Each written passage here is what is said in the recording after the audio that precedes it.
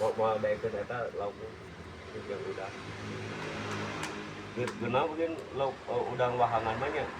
Amun saat teh dengan ulam ieu dibobok teh dipelas. Dipelas teh nya. Dihijikeun jeung kalapa. Eta mah jeung Kalapa ngora. jantung cau.